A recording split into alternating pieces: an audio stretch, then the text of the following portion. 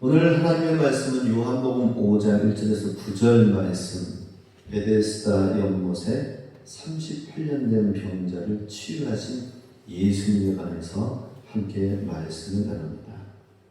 오늘 베데스다 연못에 38년 된 병자를 치유하신 사건은 예수님께서 세 번째 기적을 요한복음에서 베푸신 기적에 해당되는 것입니다. 세 번째 표적이 됩니다.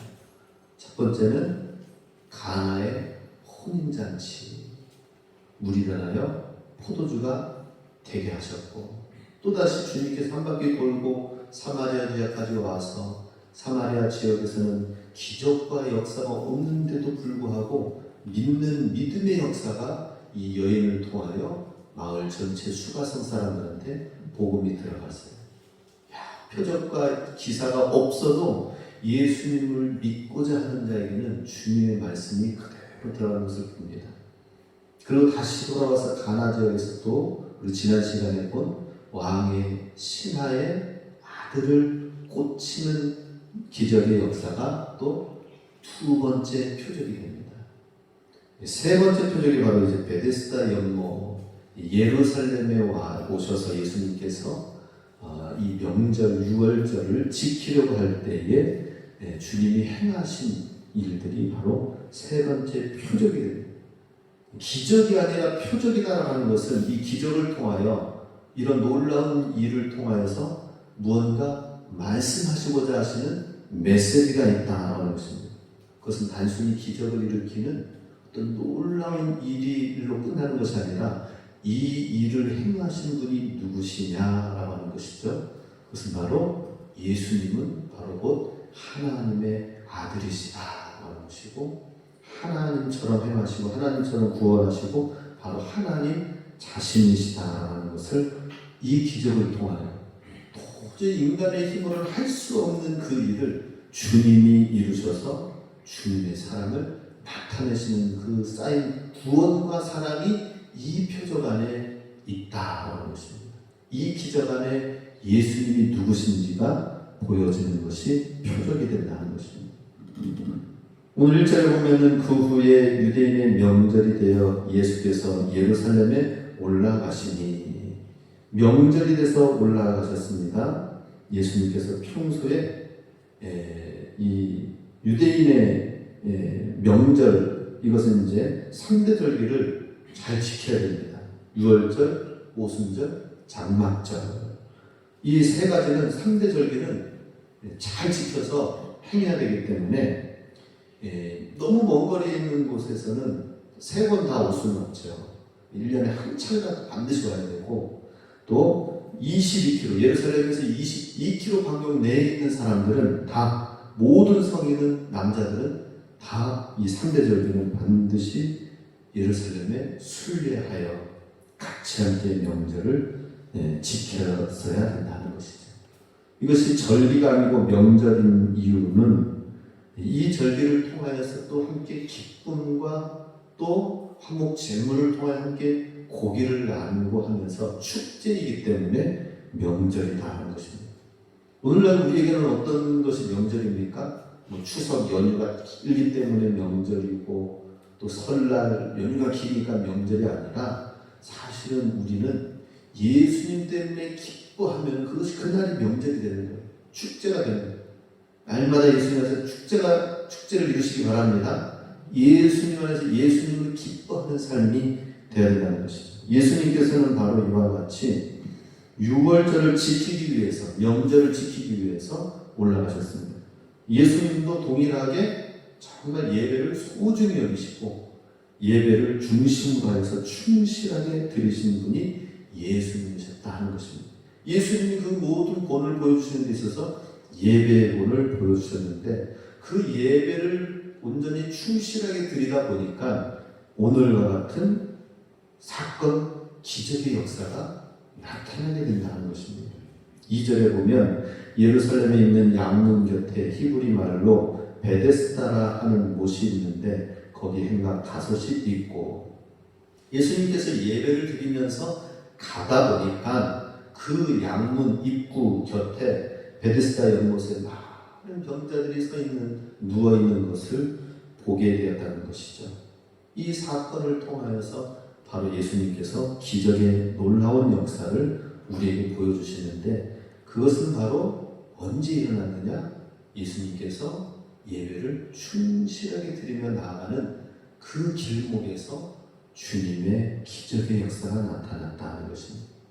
우리도 많은 일이 있지만은 예배, 오늘과 같이 이렇게 수요 예배, 하나님 앞에 예배를 소중히 여겨서 나오면서 가는 그 길목, 그 발걸음을 주님이 귀하게 여기신다는 것입니다.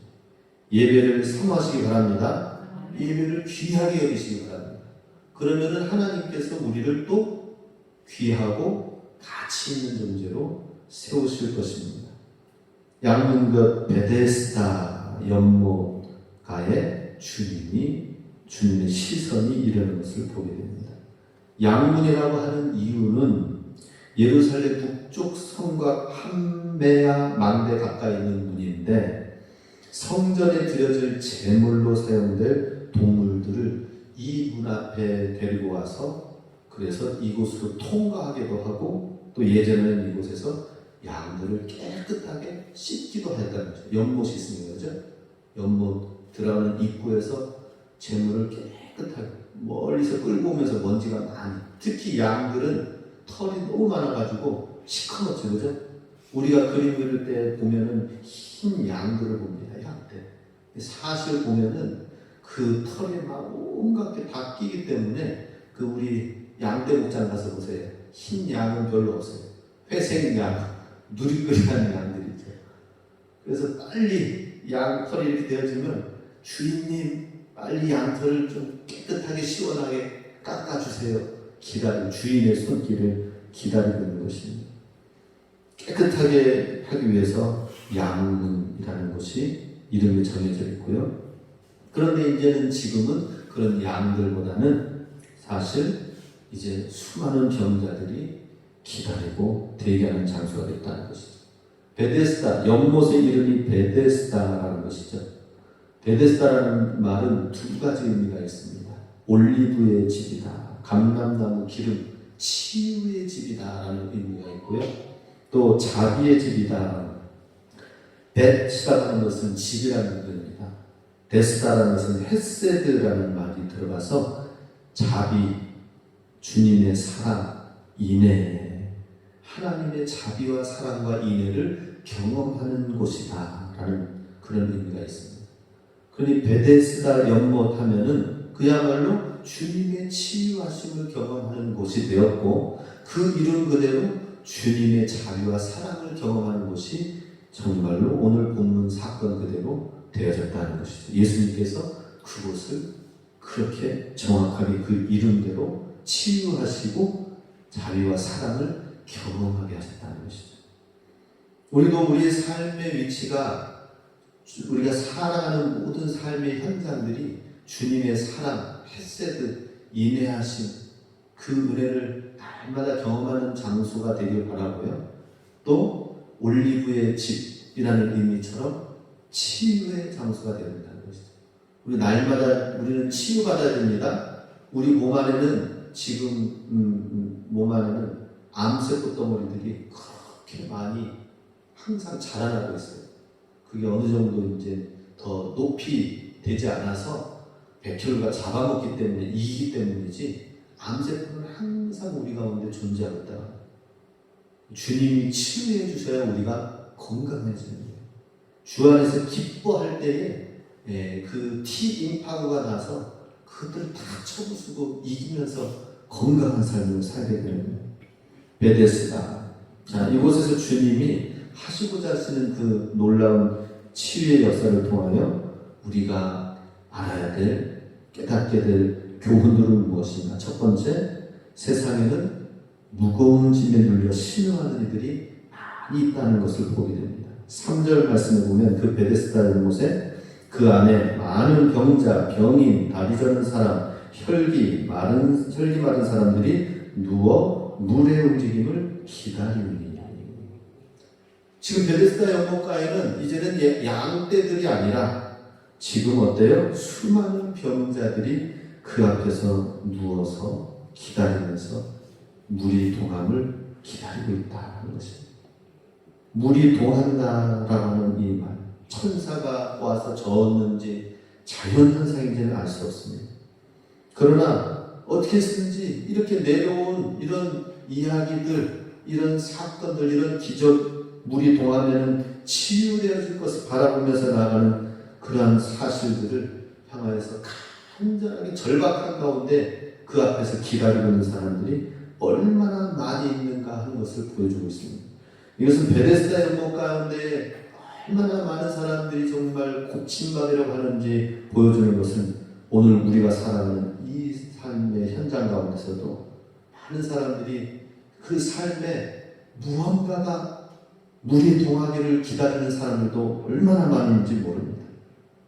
내 삶에 뭔가 복권이 당첨되어지는 게 흔들리는 일이 가상화폐로 막 흔들어서 뭔가 좀 되려고 하고 부동산을 좀 흔들어가지고 돈 있는 사람들은 부동산으로 흔들어 보려고 하고 여러 가지 많은 물의 동함을 기다리고 사모하고 그러지만은 그러나 그것을 다 채우지 못하는 베데스다 연못가의 사람들처럼 오늘 현대인들은 예수 그리스도가 아닌 다른 그 무엇을 향하여 동하는 것을 막 바라봅니다.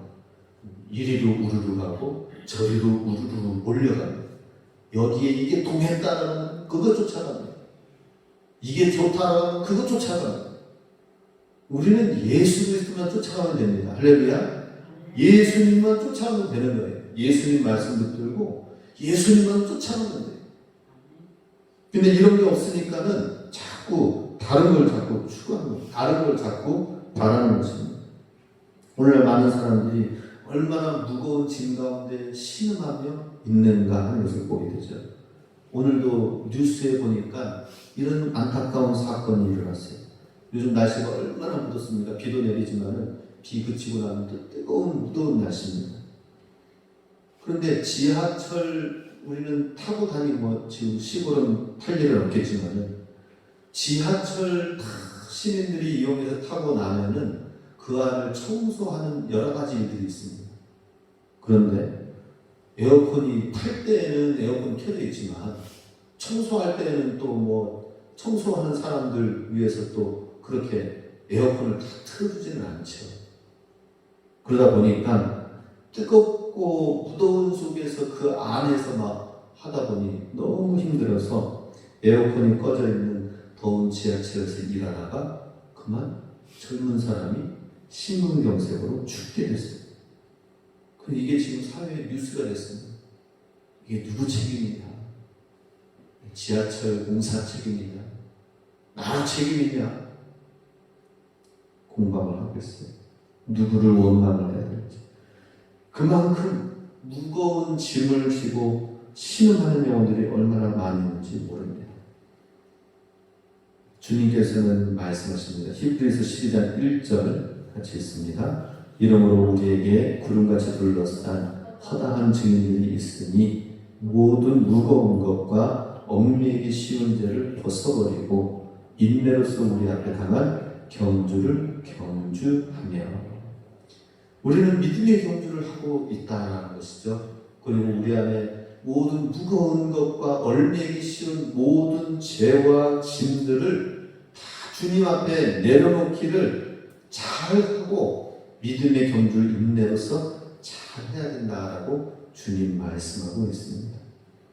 우리 주변을 돌아보시기 바랍니다. 얼마나 많은 무거운 짐 가운데에 있는지 주 예수님께서는 바로 그 길목으로 지나가셨고 그들을 바라보셨고 그들을 정말 궁유되는 마음으로 바라보았습니다. 두 번째로 예수님은 오늘도 인간의 절망 가운데로 걸어오신다 하는 것입니다. 세상이 이런 주님을 따라가지 않음으로 인해서 더 많은 피폐한 공고함 가운데에 절망 가운데 있는 사람들이 많이 있는데 그러한 현실을 우리는 잘 봐야 돼요.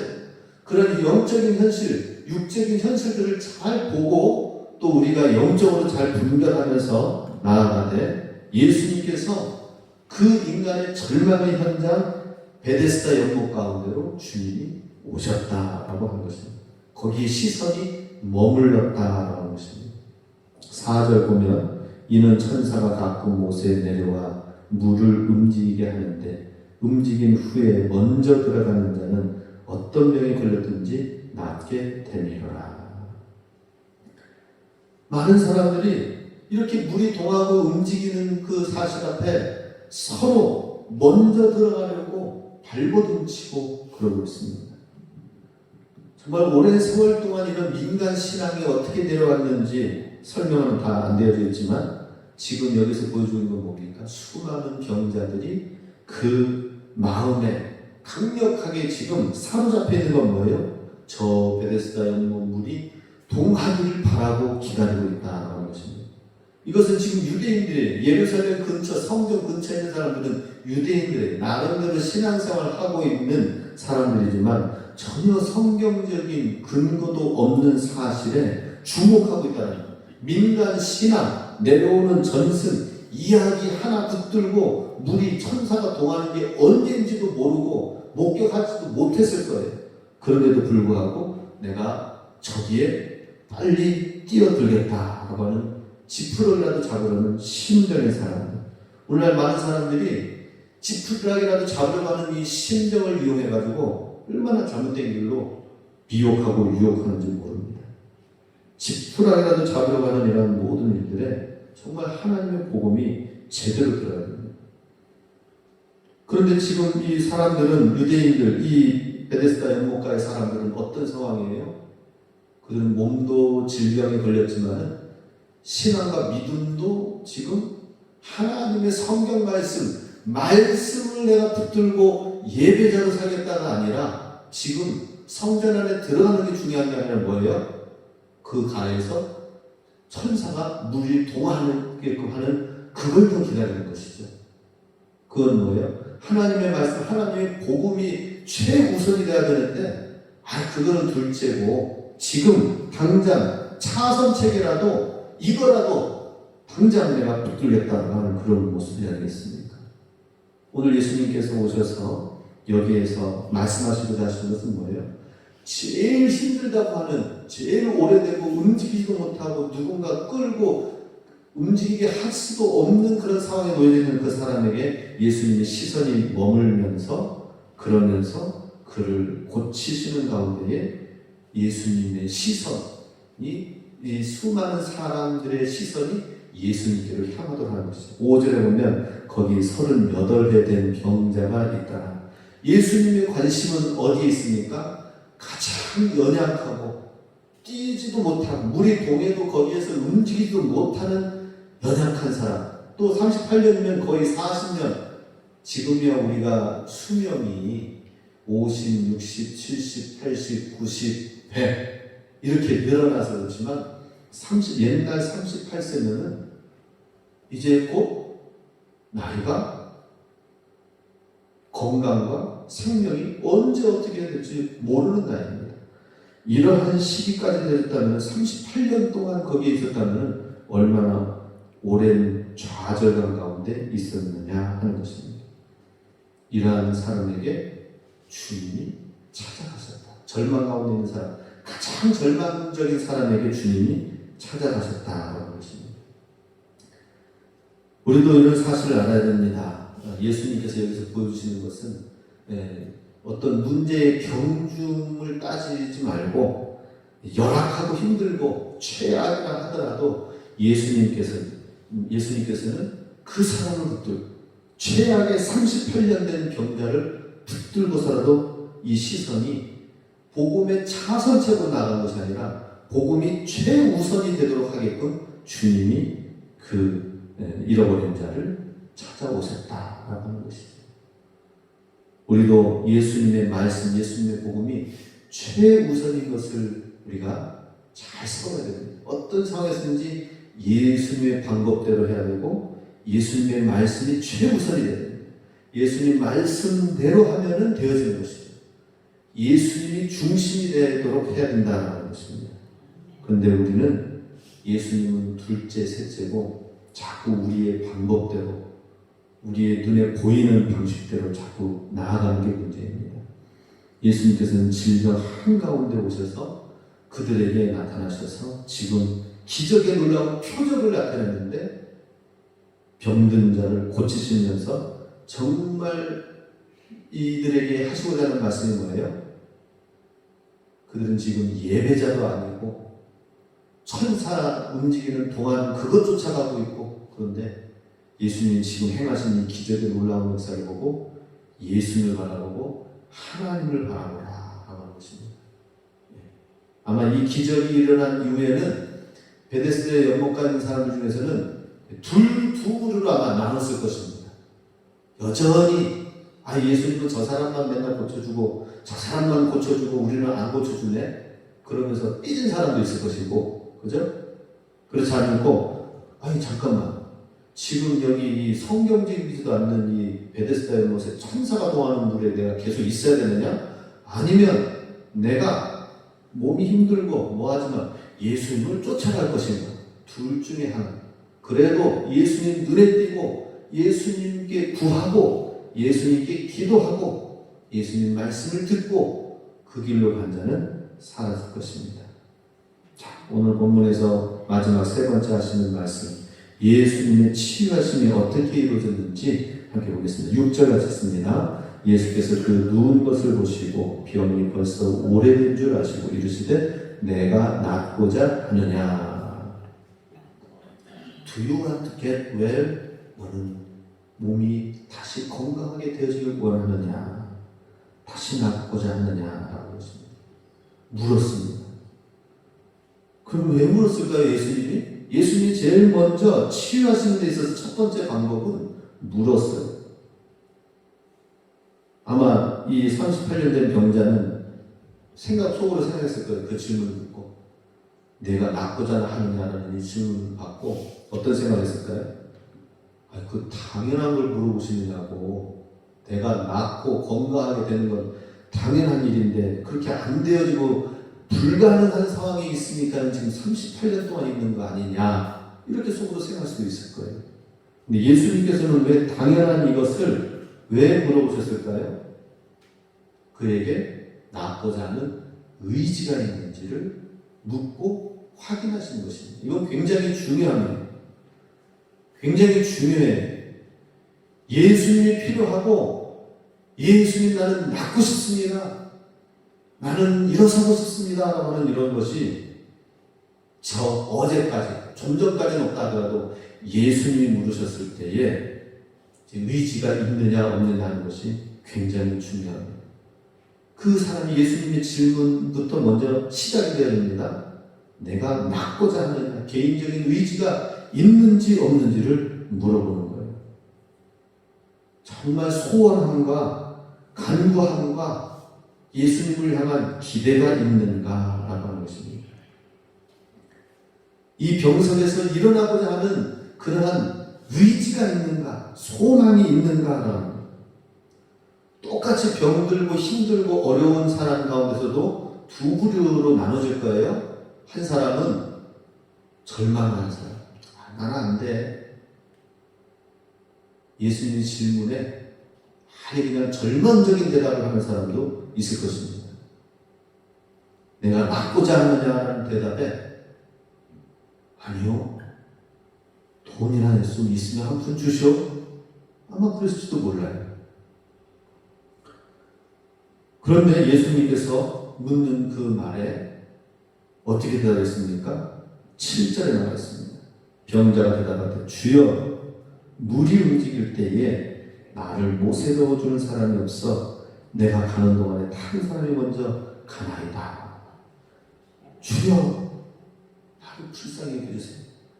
나는 치료받으러 왔는데도 이미 물이 동하면은 다른 사람은 다 더 빠르게 움직이고 할 수 있지만 나는 그러지 못하기 때문에 뭘 도와달라고 하는 거예요? 나를 고쳐주세요까지가 아니고 그런 믿음은 지금 없고, 그죠? 물이 동하면 저쪽으로 가야 되는데 그러지도 못하는 가운데 저는 제 마음만 동이고 있습니다 라고 하는 거예요. 그 마음 가운데 의지가 있는 것을 일단 확인하셔야 돼요. 어떤 사람들 가운데서 보면은 이 학생들 가운데서도 공부 똑같이 못해도 배우고자 하는 열정과 궁금증과 이 호기심, 이것을 가지고 있는 학생과 똑같이 공부를 못해도 나는 그냥 뭐 다른 거 그냥 일이나 하면서 하지 공부는 뭐 나한테 별로 도움이 안 돼 하면서 그렇게 하는 거랑 분명히 결과는 10년, 20년 결과는 달라요. 내가 지금 공부는 못하지만 내가 한번 다시 노력하고 열심히 하겠다고 한다면은 분명히 10년, 20년 결과는 다를 것입니다. 의지가 중요해요. 의지가. 그죠? 예수님, 저는 공부 아직 잘 못하지만 주님, 내가 최선을 다해 주님이 주신 비전을 가지고 달려갈 테니 나를 좀 도와주세요 하는 이런 마음과 의지가 있는 사람. 그렇지 않고 뭐 공부 잘하는 애들은 소수 몇 명이고 공부 못하는 애들은 대부분인데 나도 뭐 그냥 어떻게 하다가 보면은 뭐가 되겠지 이러면서 그냥 사회에 진출하려고 하면서 그런 생각하고 있으면 여전히 그야말로 사회에 변두리에 있을 수밖에 없는 것입니다. 어떤 의지와 마음을 가지고 있느냐. 신앙생활도 마찬가지예요. 똑같이 앉아있지만은 내가 이번 주에는 정말 말씀대로 살려고 했지만은 되지 못하였는데 내가 좀 더 하나님 말씀을 알고 기도하고 주님을 더 알고 그러면서 내가 이 말씀대로 나 살아갈 때에 주님이 또 내 삶 가운데 주시는 놀라운 축복을 경험하기 원합니다라는 이 마음을 가지고 있는 사람과 또 다른 사람은 어떤 사람일까요? 내가 열심히 뭐 했는데도 신앙생활 했는데도 여전히 하나님 나한테 축복 주시는 것은 더디 주시고 그냥 자기만 잘 지키기나 하자 이런 사람은 분명히 1년이 다르고 5년이 다르고 10년이 다를 거예요. 저도 그렇습니다. 저도 하나님 앞에서 그런 마음을 가져요. 오늘을 준비하자. 오늘을 열심히 가자. 그러면 나를 만드시고 하나님을 더 깊이 알고 또 내가 이전보다 더 하나님의 그 준비된 사람으로 나를 만들어 나가고 그러면은 주님이 5년, 3년, 5년, 10년 뒤에 하나님이 나를 어떻게 쓰실 것인가 분명히 저도 그런 다른 마음 의지를 가지고 있습니다. 하나님께서는 예수님께서는 이 의지를 보시고 물었던 것입니다. 내가 낫기를 원하느냐? Do you want to get well? 너는 낫기를 원하느냐? 그랬을 때에 아직은 믿음이 미흡하지만 주여 나를 들어주고 나를 도와줄 사람이 없어서 나는 지금 여전히 이렇게 절망 가운데 있습니다. 고하였습니다. 두 번째 주님이 이제는 말씀하십니다. 8절에 믿음과 순종을 얘기합니다. 있습니다. 예수께서 이르시되 일어나 내 자리를 들고 걸어가라 하시니 세 가지 명령을 해주세요. 그죠? 일어나 내 자리를 들어라 그리고 걸어가라. 영어로는 깨다 일어나라 take up your mat 들고 일어서라 그 다음에 walk 걸어가라. 주님의 명령이 굉장히 강한 거예요. 죽었던 자가 벌떡 일어나도 병든 자가 벌떡 일어날 수 있도록 주님의 명령이 강합니다. 지금 일어나 우리 그냥 단순하게 한 문장에 일어나 내 자리를 들고 걸어가라 이렇게 평범하게 읽는 한 문장이 있지만 예수님께서 그 현장 가운데서는 분명히 예수님 낳기는 원하지만 사람들이 나를 물통할 때에 움직일 사람도 없어요. 저는 더 처지가 열악합니다. 라고 얘기를 하는 그 병자 앞에 38년 된 병자 앞에 예수님이 뭐라고 말씀하셔요? 눈을 딱 보고 강하게 영적인 권위를 가지고 말했겠죠. 그죠? 일어나라. 가지고 들고 일어서라. 그리고 걸어라. 라고 하는 거예요. 우리도 이런 명령을 우리가 통해서 순종하고 믿고 순종하며 나간다면 우리에게 어떤 풍랑과 어떤 어려움과 환란이 임해도 주님 앞에서 내 영혼을 향하여 외칠 것입니다. 내 영혼아 wake up, 깨어 일어나라 라고 외칩니다. 내 영혼아, 잠자는 내 영혼아 일어나라. 내가 지금 가지고 있는 모든 문제, 매트, 지금 누워서 이렇게 있는 지금까지 해온 모든 것들 다 걷어치우고 버릴 수 있도록 take pick up your mat. 내 자리를 들고 일어서라라고 말씀하시고, 그 다음에 이제는 걸어가라라고 말씀하십니다. 걸어가라고 하는 말은 원더링이에요. 이제 막 돌아다녀.